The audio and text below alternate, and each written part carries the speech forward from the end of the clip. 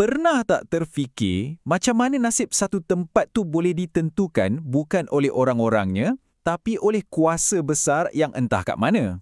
Hari ini, kita nak tengok macam mana satu garisan atas peta, satu garisan je, boleh ubah takdir sebuah kerajaan dan cipta 3 realiti yang langsung tak sama.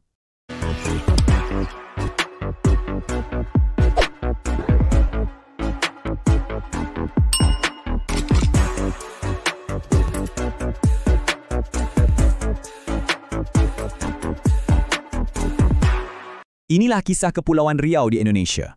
Sebuah wilayah yang nasibnya dibentuk dan boleh kata dikunci oleh satu perjanjian zaman penjajah yang dilakar hampir 200 tahun yang lalu. Jadi, sebelum kita boleh bayangkan masa depan yang berbeza untuk Riau, kita kena patah balik ke masa lalu dulu. Kita kena faham macam mana sebuah kerajaan yang dulunya gah boleh terbelah dua macam tu je. Semuanya bermula dengan satu perjanjian. Satu perjanjian je. Ia memisahkan sebuah kerajaan yang dah lama bersatu dari segi budaya dan ekonomi. Dan dari situlah wujudnya 3 cabang takdir yang sangat-sangat berbeza. Okey, jom kita telusuri satu persatu. Okey, sebelum kita masuk bab kalau-kalau ni, kita kena faham dulu realiti sebenar Riau. Apa yang betul-betul terjadi bila ia menjadi sebahagian daripada Indonesia. Selama berpuluh-puluh tahun, cerita Riau ni dia macam contoh klasik sumpahan sumber. Bayangkan, anda ada harta karun bawah tanah, minyak dan gas yang banyak. Tapi harta tu buat anda lagi miskin. Pelik kan? Itulah yang jadi. Semua kekayaan Riau disedut ke pusat pemerintahan di Jakarta, manakala orang tempatan pula terabai.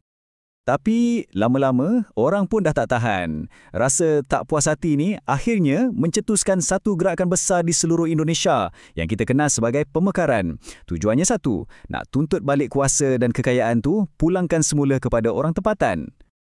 Dan hasilnya, tengok nombor ni, 0.799. Ini bukan sebarangan nombor tau. Ini indeks pembangunan manusia yang tunjukkan kualiti hidup. Selepas dapat kuasa autonomi pada tahun 2002, Kepulauan Riau berjaya capai tahap pembangunan yang sangat tinggi, nombor 3 dalam seluruh Indonesia. Ini bukti yang jelas, bila ada kawalan tempatan, sumpahan sumber tu boleh dilawan. Okey, itu laluan Indonesia. Sekarang, jom kita guna imajinasi sikit. Macam mana kalau garisan peta tu dilukis lain sikit dan Riau ditarik ke utara, masuk dalam Persekutuan Malaysia? Laluan Malaysia ni, dia macam satu package. Ada yang best, ada yang tak best. Kehidupannya mungkin lebih teratur, lebih tersusun dan mungkin lebih kaya sikit. Tapi, ada harga yang perlu dibayar. Riau mungkin akan dapat lebuh raya yang lebih cantik, sekolah yang lebih elok, tapi pada masa yang sama, ia akan hilang kawalan ke atas aset paling berharga, iaitu sumber minyak dan gasnya. Dan yang lebih penting, identiti unik Riau tu mungkin akan perlahan-lahan hilang, diserap ke dalam acuan kebangsaan yang lebih besar. Sekarang, kita masuk senario yang paling gila, paling radikal. Apa akan jadi kalau Riau diserap oleh negara kota jiran yang super efisien, iaitu Singapura?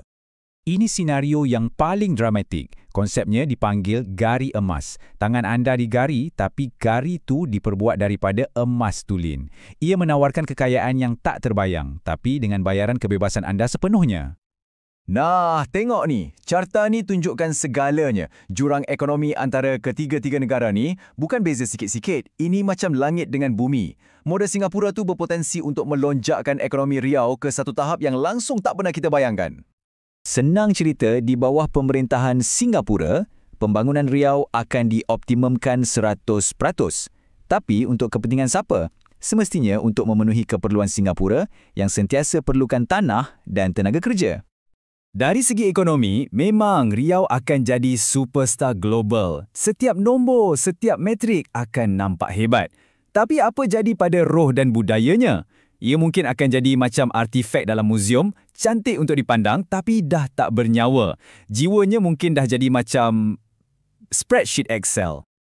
Jadi, lepas kita tengok 3 jalan cerita yang sangat berbeza ni, apa kesimpulannya? Mana satu yang terbaik? Bila kita susun macam ni, nampak jelas kan? Tak ada satu jawapan yang betul. Setiap laluan ada pertukarannya. Kalau nak kekayaan yang melampau, kena korbankan otonomi sepenuhnya. Kalau nak kekalkan budaya dan jati diri, mungkin pembangunan infrastruktur akan jadi lebih perlahan. Ada satu petikan dari sumber kami yang betul-betul menangkap dilema ni. Bunyinya macam ni. Laluan Singapura menawarkan kemakmuran, tapi dengan bayaran jiwa anda.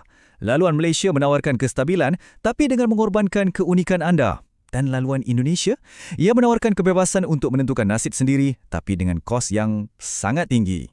Pada akhirnya, kisah Riau ni memamsa kita untuk tanya satu soalan besar. Apa sebenarnya makna pembangunan? Adakah ia cuma pasal duit dan bangunan tinggi? Ataupun ia juga tentang identiti, tentang kuasa dan tentang hak untuk melakar masa depan sendiri? Jadi kami tinggalkan anda dengan soalan ni. Kalau anda yang kena pilih untuk Riau, anda akan pilih harta, peraturan atau kebebasan untuk tentukan nasib sendiri? Fikir-fikirkanlah.